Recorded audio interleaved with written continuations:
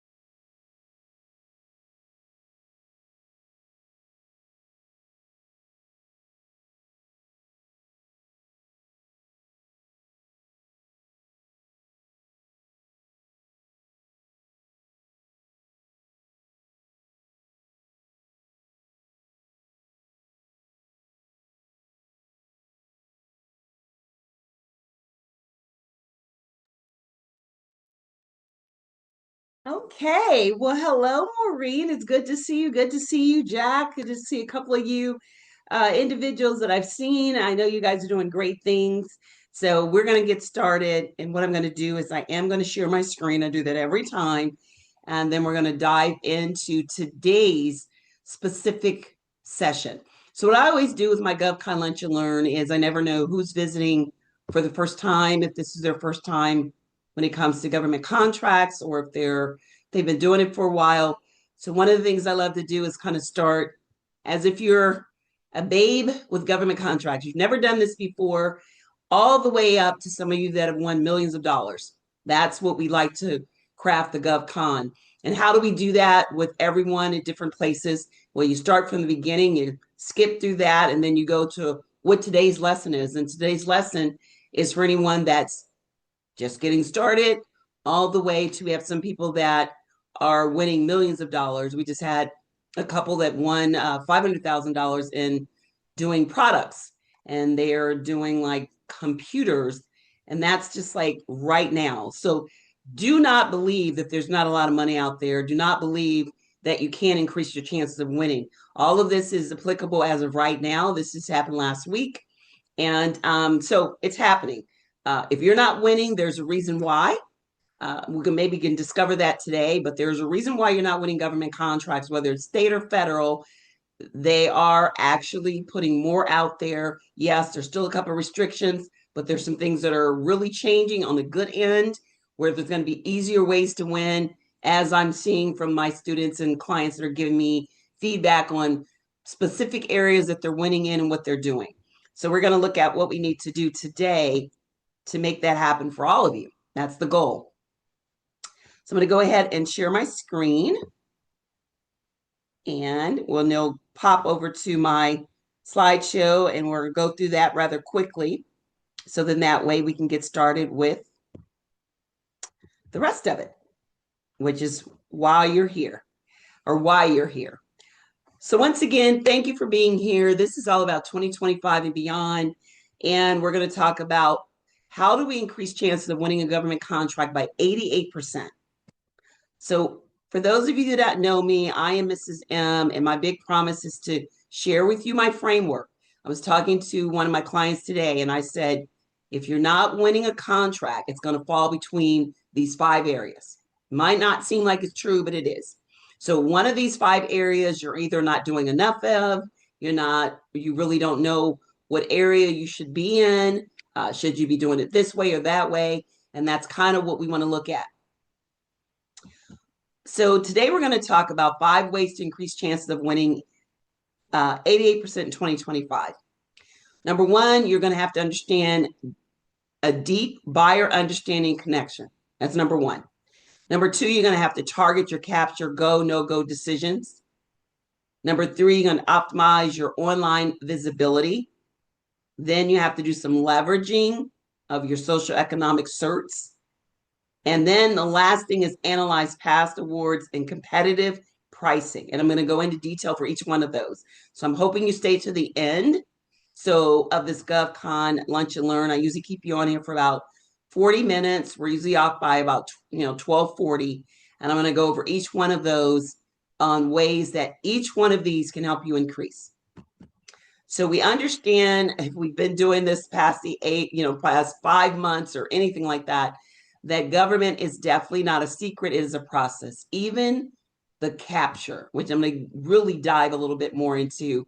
Each one of these I talk about, but I'm really going to dive a little bit more into that. And the thing about it is the capture. Hi, Nikki. Good to see you. The thing about is capture.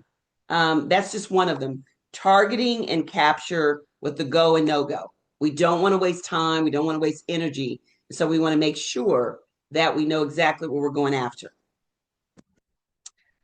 Okay, let me go ahead and admit in a couple more people. All right. So let's kind of look at what we need to do for each one of those. So like I said, I'm your host, Ms. M. Thank you for joining me. And my goal for these GovCon Weekly Lunch and Learns, which is free training for you, is to either get you, if you're on the fence about, do you want to do government contracts, especially after all the things you heard. There were so many people in the government contracting space because they thought it was easy. It was never easy, but a lot of people thought it was. Yes, there may have been some quick wins that got you along the way, but it doesn't matter if you don't know what you're doing. You might win once or twice. You might win a $25,000, but until you know the process, even now, even before, you're never going to be successful. And what do I consider successful in government contracting is when you can have a viable business and you can pay mortgages and send children to college and retire. Those are big milestones. To me, when you're making 6 figures and beyond, pow, that's when you are what I would consider successful, because that means that you can not have to work another job. You can only focus on your government and you're making money out of your government small business. So a lot of individuals that thought of this as a side hustle have left. Those of you that are still here are going to realize by staying the course and continuing to learn the correct process of a viable business that can, certainly make you wealthy and rich. Definitely rich. Maybe not wealthy. Some people have made wealth from it, but you can definitely be rich from doing government contracts. It's worth it. Anything that's worth all this, people are making millions of dollars, 20 million. It can't be just boom, boom, boom. It can't be. It wouldn't make any sense. There are going to be different things you have to meet, regulations. There are going to be some things that have changed. They've made some of the regulations easier. But my goal is to get you excited about it, to understand that there's several ways you can become rich.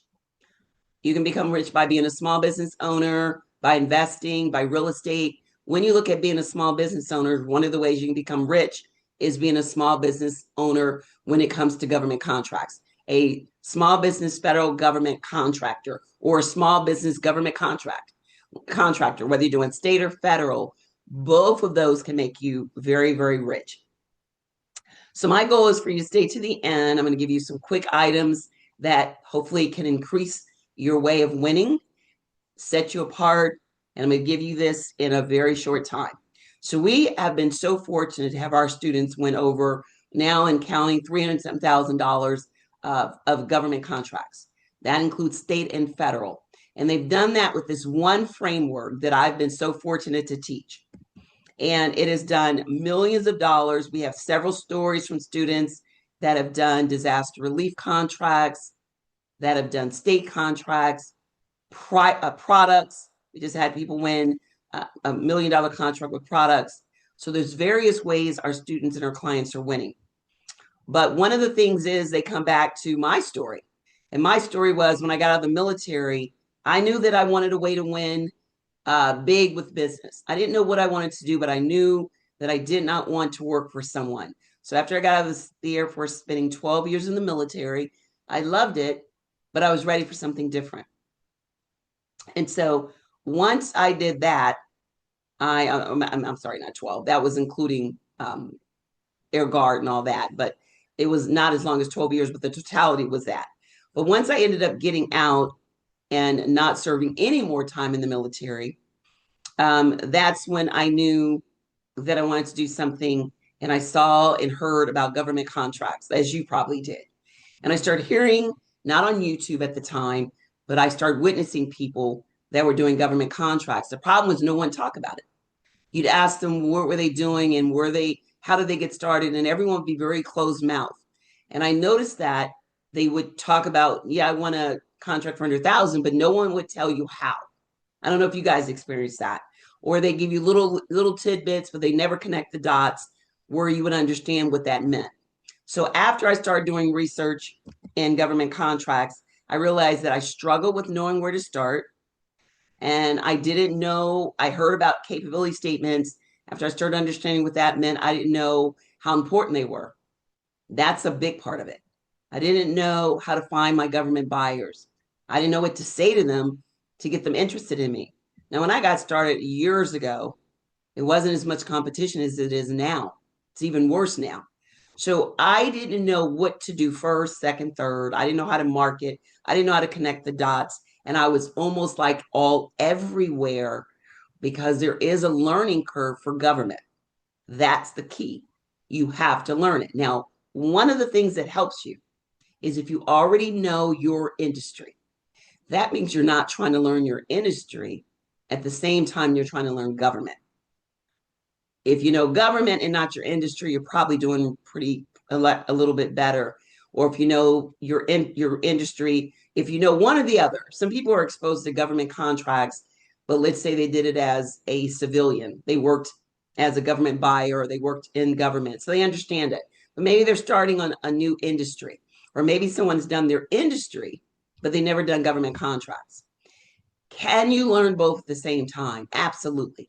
I have people that come to me that never sold computers before and never had a government contract, and they've done $500,000 within a year or less.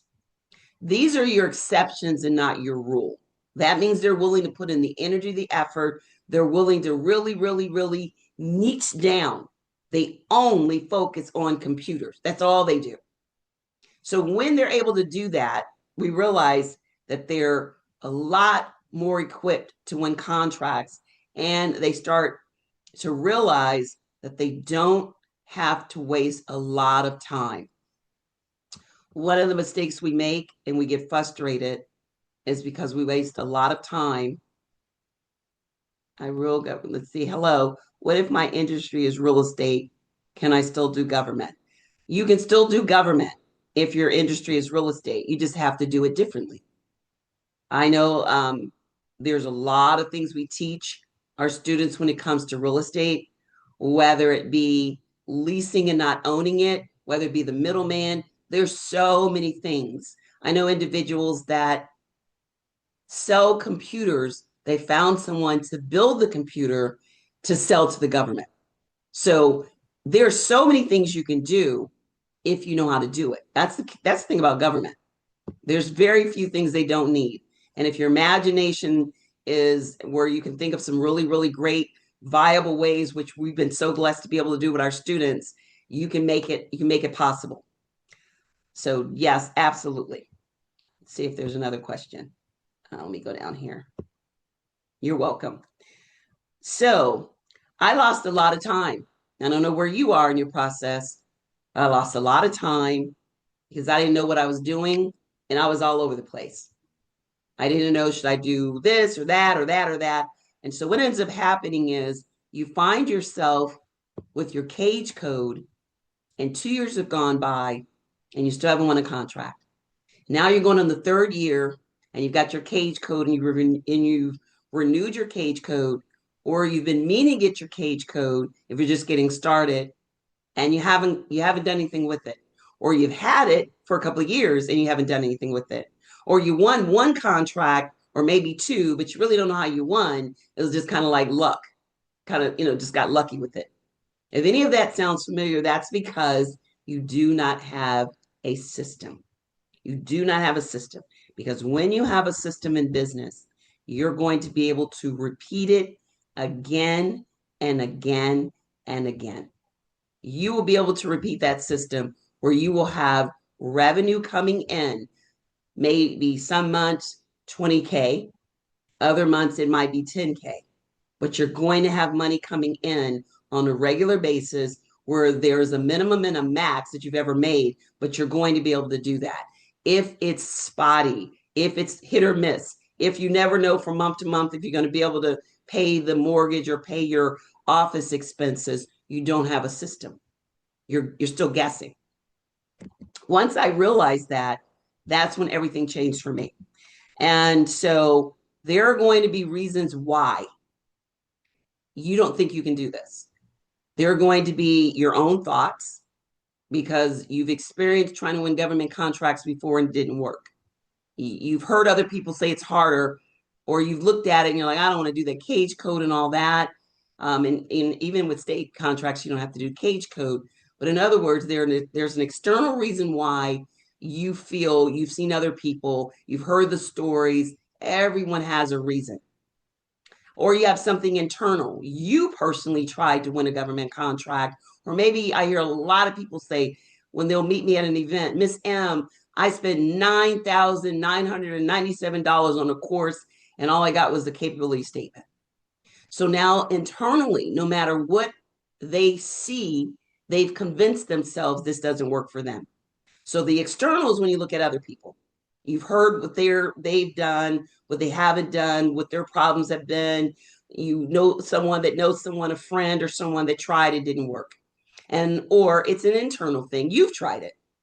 You've tried this. You've either been sitting here for a while at the cage code or whatever the case is, or you started out with excitement and then you realized it was a little bit more challenging, just a little bit more than you thought, and you lost the steam.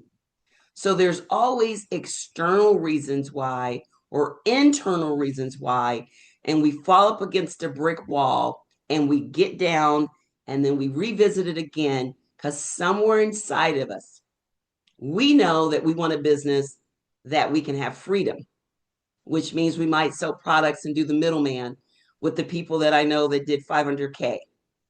Or we might use someone that does it, which is a service business, and we find someone to do the work for us, which is what I did. But we keep revisiting for a reason because we deeply know, deep, deep, deep down, this is probably a real good fit if I can just figure it out. That's why we do it, because we know if we can get it right, we can really make this government thing work. That's why we know, because there's too many people that have made it work for it not to work. But if we're up against a brick wall where we don't have strategies, or we keep repeating the same thing over and over, or we find ourselves on 50 master classes and we still haven't gotten it to work, it's frustrating. It really is, because you feel like you're wasting time and energy. So after I kept doing that, I am a person of solution. So I started looking at what was the problem. And I started talking to people that were winning. And I started learning because I became a subcontractor. And when I worked for this one particular contractor called Grunley in Washington, D.C., when I worked for Grunley and I observed what they were doing many years ago, I saw several things every time I started doing the work. And I realized that Grunley was really, really good at offering construction. So when I was a sub for them, we did nothing but renovations. That's all they did. That's all they did was renovations. And they did a very good job. I'm talking multi-millions of dollars. And then I realized that Grunley knew another thing. They knew who their buyer was. So they knew that the buyer had several problems. One of the problems with the buyer was when people would start the contract, they couldn't finish it because these particular contracts, you had to have a background check. You couldn't just show up. So they didn't realize that a lot of people would get started with subcontractors, a sub to a sub, that didn't check out their people. So all of a sudden they couldn't get into a job site. They didn't realize that a lot of people didn't have the equipment. So Grunley did their due diligence and they found out all of the things that these government buyers had a problem with, that they were able to address their concerns, just like you should be doing. Once you know what you're offering and you focus on one thing, you might have 2 or 3 NAICS codes, but that's still focusing on those small 2 or 3, definitely no more than 3. Once you do that, you're able to do like Grunley was. You know what you're offering, and then you find out what is the problem of your buyer. That's what we're really great at. We're really good at giving our students and clients what the problem is of the buyer. You don't have to figure that out. We figure it out for you. And you can figure it out for yourself. Might take you a while, but that's a part of our framework. The O is for what you're offering and being able to create a signature offer that's able to let that buyer know you know what you're talking about. That's the OBARD system. This is the framework that I've used. And if you're not winning contracts, there's something going on with these 5. I'm telling you. If your proposals are not right, you might be on a wrong avenue to win. Maybe you're not good at pricing. Maybe it's a little bit out of if maybe you're not putting in enough proposals. So the avenue to win is how you're looking to win a contract. Maybe you should try to win a contract without doing any bidding. Maybe you should win a contract by trying to do sources sought. Maybe you should try to win contracts by doing quotes. In other words, you may not be at the place where you think you are because you may not be able to write proposals well. Maybe there's people that have a proposal writing team and you're not there. So maybe you're not, or maybe you did a proposal once and won a bid, but you can't figure out what you did, so you can't repeat it. Any and every of my students, including me, if I wasn't winning a contract, it was because my offer, my signature offer, did not make that government buyer feel like I knew what I was doing. Government buyers are people. They're making the decisions. Even in 2025, GSA, General Service Administration, is the one that's doing the buying at their one particular place in, GSA is the hub. But that government buyer, that contracting officer, has been given more authority because they redid the entire federal acquisition regulation, which covers all of this, government contracting. They've redone that whole thing. So they've given different power, and I know exactly what they've taken away and what they've given. So they've cut down a lot of things, a lot of red tape. They've gotten rid of a lot of the markup fees when it comes to products for large corporations that can mark up like we never could. So now that gives a small business that's odd, that's very, very noble and agile. You can win a lot more contracts than you ever thought you could when it comes to products or even the middleman in general. So don't be fooled that any of that's changing or stopping. It's just changed. It's shifted. So once you know what your offer is, which I knew like the back of my hand, I sat down and I realized what I wanted to offer. Then I started focusing on my buyer. I got to know what the problems were in my industry that continued to be a problem for my buyer. Once I was able to address that, which I did when I would reach out to the buyer, which I did when I put it in my keywords, which I did when I put it on my website, they knew I knew what their problems were. So I didn't have to go in there and try to sell myself or give them this, song and dance, because I was able to tell them. I was able to show them. My thing was indoor air quality. That's one of my favorite. It's a billion-dollar industry. There are buildings that literally make people sick. And I wanted to know why and how and all that. So I devised something that answered all those questions, and I was able to dominate. I mean, dominate that particular area. Everyone knew that's what we did. And those buildings were clamoring. Those facility managers were clamoring to get us because of that reason. We were succinct.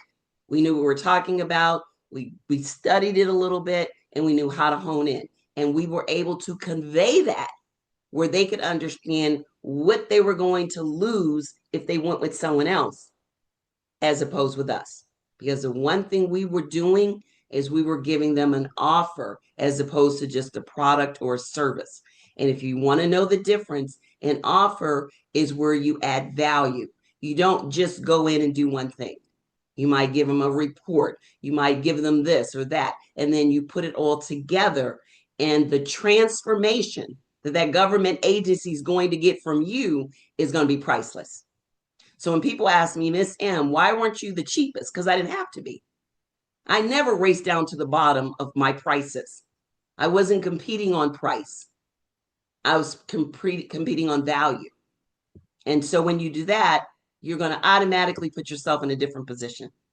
So once you know what your offer is and you spend time really understanding your offer and you know your buyer and you figure out what's the best avenue to win, and each of us have different ones. And then the next big key is building that relationship.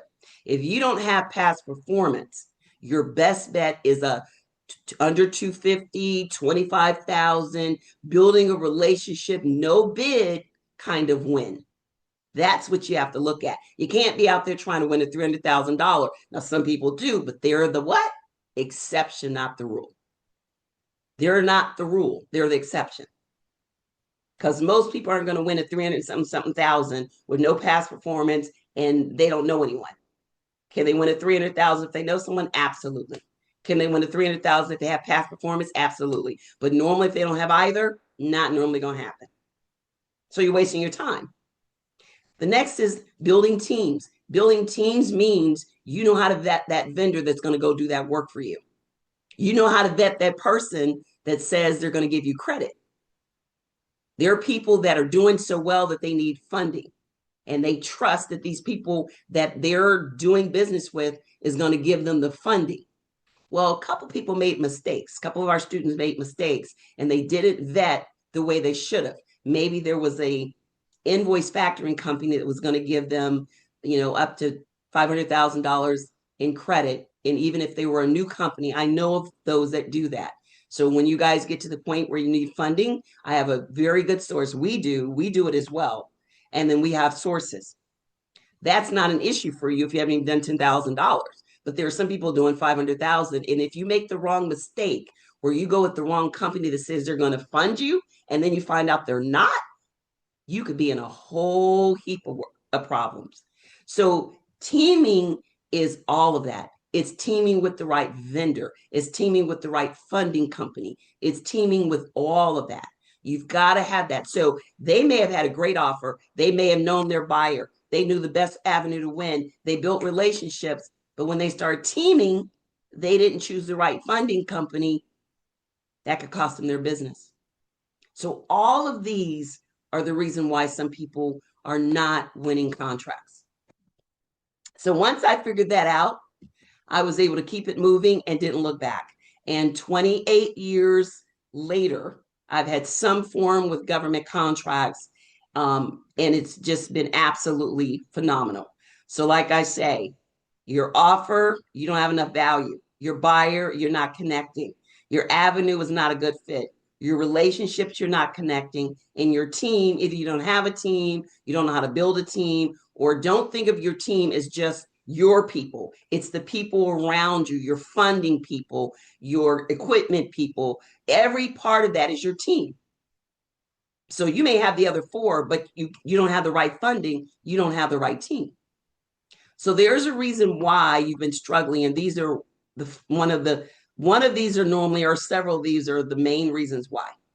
And when I talk about your offer and you're not having your offer, that goes into so many other areas when it goes into your offer. Your offer could be where that's a part of your marketing. You don't know how to market your offer, so no one knows where you are. They can't find you. You don't know how to convey your value, because when we go over what we're going to go over in a couple of minutes, you're going to understand that you have to be able to do these.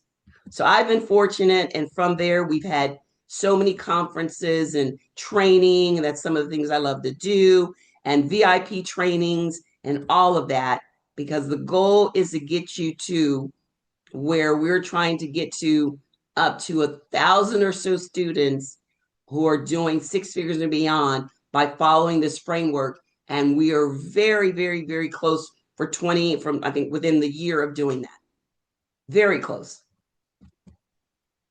So that's what we love to do. And these are like our black belt members. These are like a part of our elite of our elite. The other ones were taking their break. But, this is one of the things we love doing, is having very small groups of mastermind groups when you get to a certain level where, at this point, you're knocking them out the park. So we're just fine tuning what we're thinking.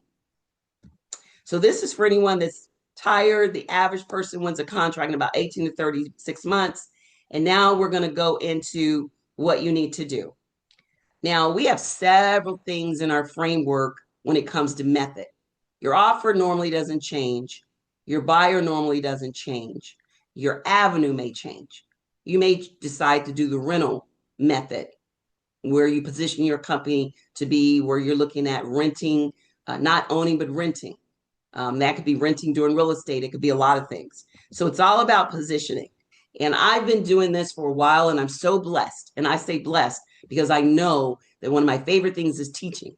And that's why I love doing these weekly GovCon Lunch and Learns, where if I speak to someone, maybe one person will get that, okay, and that they can just run with it. And next thing you know, they're making money that they never thought they could.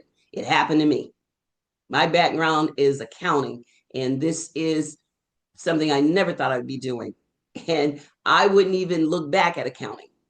I mean, that wouldn't even be something I'd look at doing because of the success and the success that I've seen other people have. So we've been fortunate to do up to with 300 plus people in attendance doing teaching, and it's how to set you up for success. So if you haven't done anything, write down offer, buyer, avenue, relationship, and teaming, and start looking at where you are. Maybe you're not submitting enough bids. That could be your avenue. Maybe your pricing is wrong. That could be your avenue. There's always going to be these five. It's not going to go outside here. And I would love for someone to ask me a question, and I guarantee you I can fit it into one of these five. Guaranteed. So now let's look at what we have for today. All right. So we're going to look at for today why you aren't, or what you can do to increase. One of the main things is understanding your buyer. I want you to think about this for a second, and we're not going to be on this long because we're going to get ready to wrap up. When you are marketed to, people spend millions of dollars understanding you, your driving habits, your food, your entertainment. They know us like the back of their hand. That's why they love gathering all this data off of social media, where they know us now better than they ever have. That is their key. Because if you're trying to have a business and sell real estate, they may need a credit score of 700. And maybe you're marketing to people that have a credit score of 300. No matter what you have, it's never going to fit them. So if you have a government buyer and you don't know what the problem is with that government buyer, you're going to keep going past them. You can say whatever you want to say. You can tap dance. Doesn't matter, because you're not connecting. That's one of the problems when it comes to the offer. That's one of the problems when it comes to the buyer. You're not connecting in that offer, that buyer area. So you need to have a deep understanding and a connection. Because one of the things is not data, it's emotion. People buy by emotion first, logic second. It connects with them. They want it. We want it. Government buyers are the same. They're government buyers. There are people that buy for the government. That's their job. The next thing is targeted capture, go and no-go discipline. I'm going to talk about that, this particular one in more detail in a couple of seconds. Quality over quantity. Some people just willy-nilly putting in a whole lot of bids, and they shouldn't even be doing it. They don't even know how to price. They don't even know how to find the previous contract. They don't know any of that, but they're steady putting in bids, and they want to know why they're not winning, because they don't know how to do it. So they're, no matter what they do, they're never going to win. You must have a deep understanding of your buyer. Spend time looking up who your buyer is, and spend time getting to know what their problem is, and spend time crafting your signature offer where you have 3 bullet points that solve their problem. That's what you have to do. 3 bullet points that solves their problem. That's what you want to focus on. All right, let's see if we can go down here. Is state pool contracts the same as teaming? No, state pool contract is going to be an avenue to win. So that's an avenue. Teaming is when I get with other people, like for instance, I had a team. So we went out and we would look at a bid, and then they would bid and I would bid. And so there were 3 companies that we worked together, and we had an agreement that whoever won, we would go ahead together with that bid. Or another example is I'm in Florida and you're in Omaha, Nebraska or somewhere, and there is a disaster relief contract, and I'm not registered in that state, but you are. And then you and I decide that I'm going to come up there because I have the money, but you have the equipment. I have the money, but you have the experience. So that's teaming. That's why some people do so well when maybe they're really, really great with people and someone else is great with the numbers. You notice the best business partnerships are when you both have things that you're good at, but they're opposites. And then you put them together. That's what I did all through business. Someone else may be really great at the computers, but I'm really good at the creative part. I know how to create stuff. You can't be good at everything. That's what Warren Buffett says all the time. You just got to know how to hire the people. So that's teaming, hiring the right team. Pooled contract is when they pool the various departments together on a contract, and the funding is all together. So there may be 9 areas that they want on that one contract. So you've got 9 chances to be awarded that contract. One might be for debris removal, the other might be for ground maintenance, the other might be for landscaping. And so that one contract's got all those things, and they pool different vendors together, or they pool the funds together, hence the word pool contract. So that's different than teaming. Hope that made sense. The other thing is you want to optimize your, let's see, that's correct.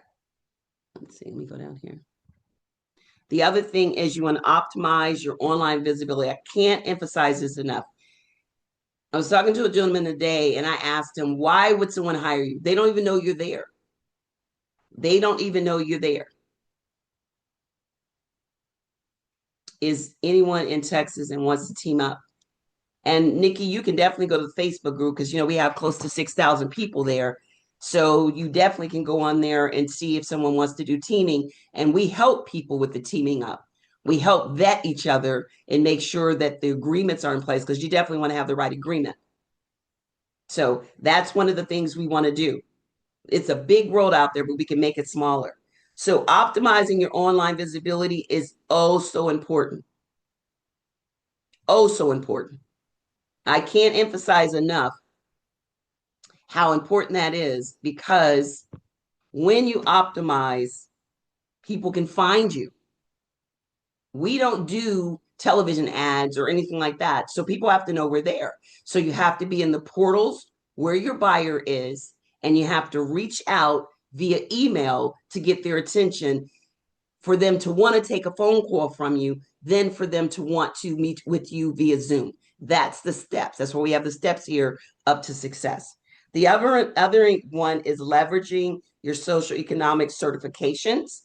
And that's all kinds of things from, woman owned, hub zone, all of those, especially in the States, especially in the state. All right. And then the fifth one is analyzing past awards for competitive pricing. I can't tell you how many people put in a government contract and they've never looked at what the other people had. That's like going in blind. You have to understand what the agencies have paid for something to kind of know. And they know when you don't know because your price is either really, really, really low or really, really, really high. When I was the HOA president of our HOA in Florida, we'd always get in at least 3 bids. And we would tell that either 2 of them were close and 1 was way off. Pricing lets us know what you're doing. I always ask people when I'm doing something for pricing because I can tell if they know what they're doing, especially like if it's some kind of contract work. So let's summarize this. If you want to multiply your wins, you want to be empathetic and understand because that builds trust with your buyer. You want to be selective on what you're looking to try to win and understand if that's the avenue you should be on. Maybe you should be really trying to build relationships because you're not ready yet to do any proposal writing.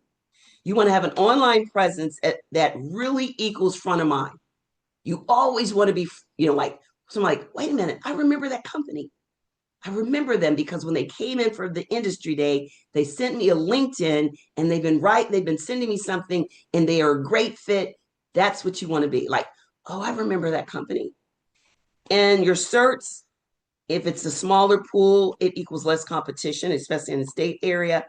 And you want to be very clear and confident in your bidding and understanding pricing from previous bids. Do that. The average person is 42 to 45. And I mean, they're sending in bids for this or they're getting quotes. You can literally increase your success rate by applying some of these strategies that I just gave you to 80 to 90%. I see it happen all the time with my students and clients that will really focus on what their real weakness is, and I can see a difference instantly. There's one company they're doing that with products with computers. They were all everywhere. We focused on computers and they're knocking it out the park. They're doing $1 million deals today, now. That's the key. Not last year, this year. So let's look at what is a structured what's like a captured process. Number one, you want to monitor and identify the opportunity. So that's step one. Now I'm giving you a baby level of what a captured bid is. Okay, this is, of course, you got to have we've got to go through getting all the requirements and all that, get our CAPE statements and our website. We got to get all that first. All right. And then now this is only if you're doing government, federal. If you're doing state, you don't have to have your cage code, but you still need to have your website and you still need a capability statement and you need your capability briefing and you definitely need your signature offer. All right. You got to be able to say what you're going to do in a way that gets their attention. So the first thing is you want to figure out what's going to be your opportunity for finding or your step for finding opportunities. All right. Next, gate 1 is pursue or park. That means, does it match your NAAQS code? Do you have a past performance? Is it asking for certifications in your job that you don't have? Is the buyer already familiar with your company? Do you have time and capacity to respond to that? How many competitors are expected? Do you pursue it? Do you park it? Or do you monitor it? Number 2, research and buyer engagement. You want to review past awards, usaspending.gov or state archives. You want to identify who has it already. You want to email and call the buyer if you can, because sometimes you can't. And you want to attend any kind of pre-bid. Don't even go if you don't do those. Those are the key. Gate, fit and readiness. Evaluate. Do you fully understand the scope of the buyer's pain point? That's what we just talked about. Can you afford a competitive bid and a solution? Just talked about that. Are you teaming with partners or subs? Just talked about that. Decision, continue, seek partner, stop. All right. That's like gate number 2. All right. Gate number 3, proposal planning and teaming. Build a compliance checklist based on the solicitation. Identify needed past performances, resumes, teaming resources. Assign roles for writing, pricing, and graphics. Gate number 3, green light to bid. Checklist before writing. All documents and team roles are confirmed. Compliance checklist completed. Win themes and value proposition. What's your value proposition? Your signature offer. Are they clear?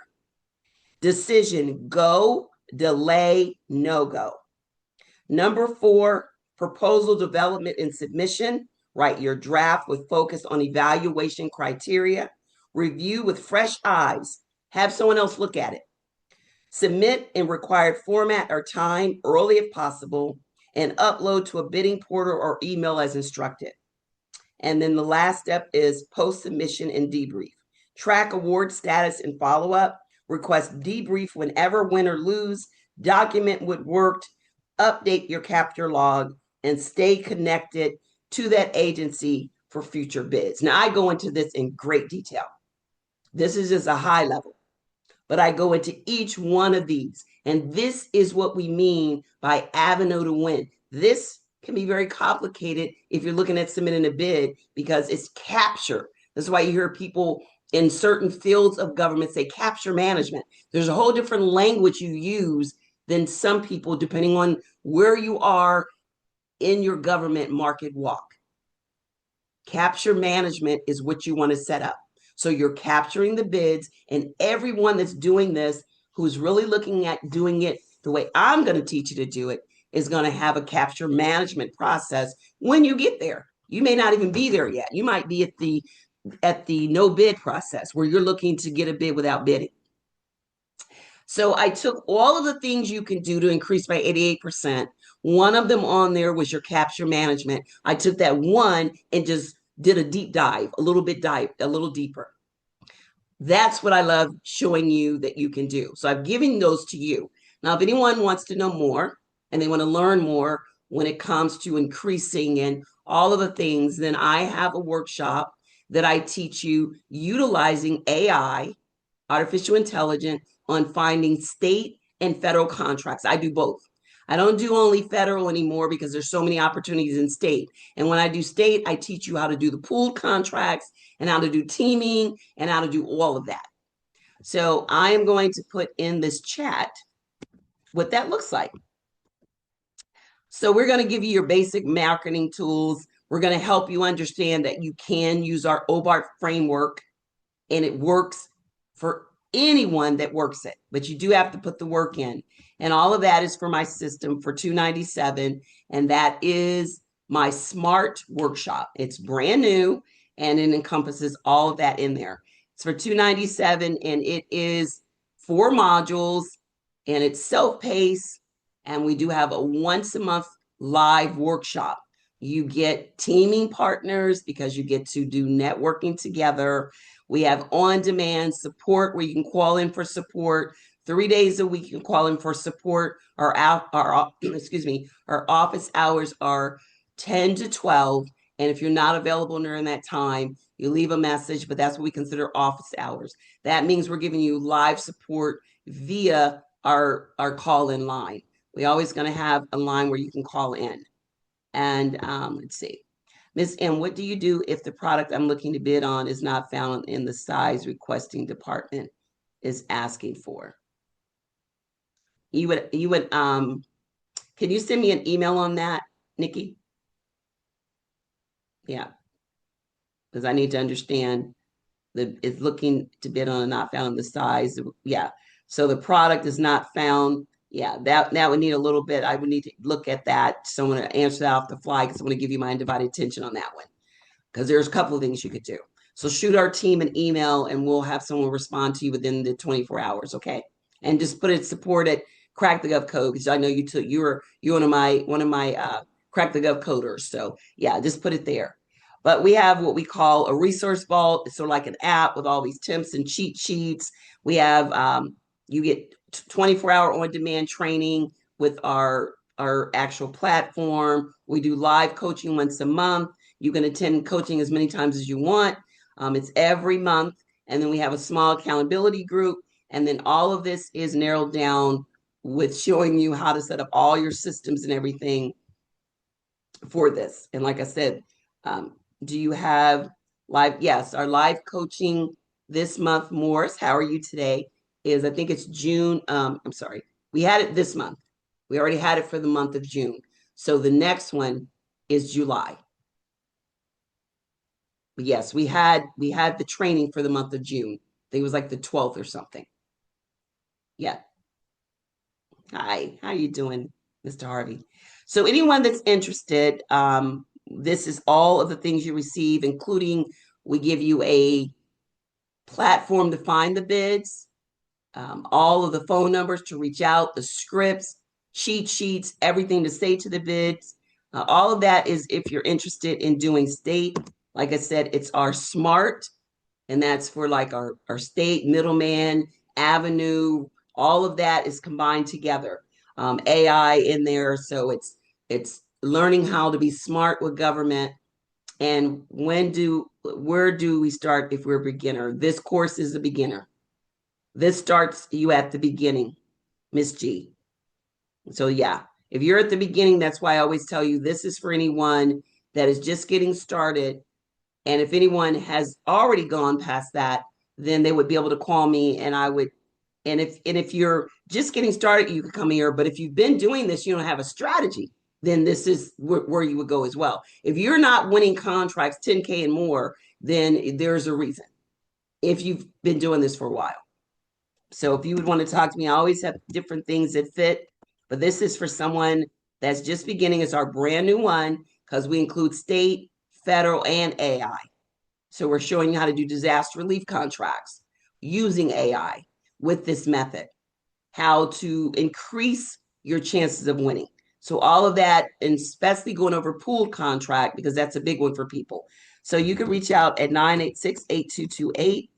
And like I said, if you've been doing it for a while and you're not winning contracts and you really want to know more about disaster contracts and all that, then reach out to us. And this offer of the 297, if someone were interested, they would do the one-time investment fee of 297. We've had great testimonials. And once you sign up, you would get uh, the information and you would get the access to the platform. Actually, you get two because we combine the disaster relief with all the updates with the smart. So you would get the smart and the disaster relief, and then you do a live. And then we do lives every month for 1 hour, for an hour and a half. You have my undivided attention or one of our other coaches. Normally it's me because I love doing it. So what do you get for the 297? The workshop session, a live workshop, Facebook group, 2-week access to our contracts. You get the mindset modules, and it's for $297 for the next hour. So that which the 290 normally is $497. So from now 12:55 to 1:55 Eastern time, it would be $297. After that time, it goes to $497, and you just put the link right there. You just click the link, make your payment. It takes you right to the payment page. You make your payment, and you are one of our students. So that is all we have for today's Lunch and Learn. 88% increase if you do these. And if you would love us to share with you how to do it, I'd love to take my time and go through it in more detail, especially discerning where you are in the process, why you're not winning. Is it your offer? Is it you don't know your buyer? Is it you don't know what their problems are? You don't know how to figure that out. You don't know how to convey it. Is it your avenue is not a good fit for you? Is it that you don't know how to build relationships? We spent a whole module on relationships.